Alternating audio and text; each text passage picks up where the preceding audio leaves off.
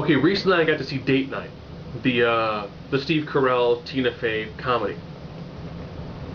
Essentially, they kind of have a relatively boring married life. Two of their friends are two of their friends are getting divorced, and they decide, you know what? As opposed to always going to the same restaurant, ordering the same food, let's go to someplace, have a really good meal. They decide to go to a place called Claw. Super exclusive, hard to get into. They get there kind of late on a Friday, can't get a table. Go stand at the bar. They hear someone calling a name for the Triple Horns. They're not responding. No one's showing up. They go, who are the Triple Horns? So they go and they have dinner. And also, the Triple Horns are ironically involved in a kind of fairly long, convoluted plot. Apparently, they have a flash drive that has property that belongs to a mobster. The property on that flash drive also has implications to other powerful people.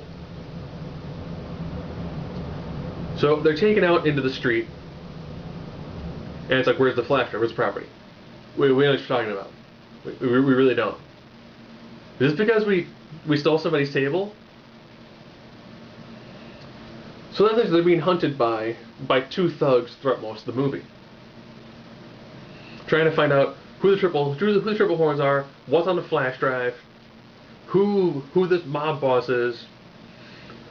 And ironically, you would think, with it being Steve Carell and Tina Fey, this would be an absolute laugh riot. It's really not. They play this almost too serious, and it really kind of drags this movie down. It's a good solid movie, but it almost tries to do more of kind of like almost kind of like an action drama, because they try to be funny.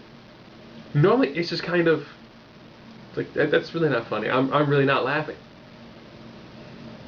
And then when they finally find out, okay, what's on the property, how it implicates other people, the funniest part of the whole movie is they end up making it to a point where they find out what's on the disc, it's on the flash drive. They're using someone's like Kindle, and then they have to masquerade as strippers. So Tina Fey is dressed as a stripper, and Steve Carell acts as like her pimp slash androgynous stripper friend. So then, of course, they're in a strip club, and the dances they do is so undeniably awkward. It's like the funniest part in the whole movie. And ironically, it's like an hour and 10 minutes into it. And then, of course, at the very end of it, they finally get to have their nice big meal out in the city as opposed to always being in Jersey. And then you can see the outtakes. Some of the outtakes are actually funnier than the whole movie.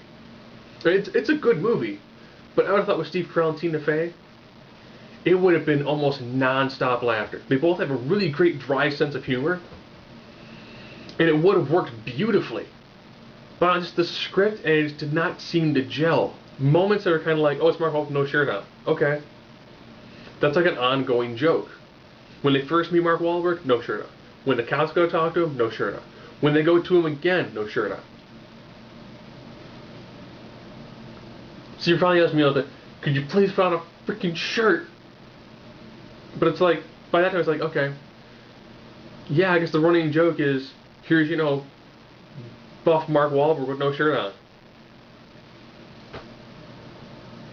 It's a good way, it's entertaining, it's worth watching, but I would have thought that taking Steve Carell, who normally does a phenomenal straight guy, the not overtly humorous person in a movie,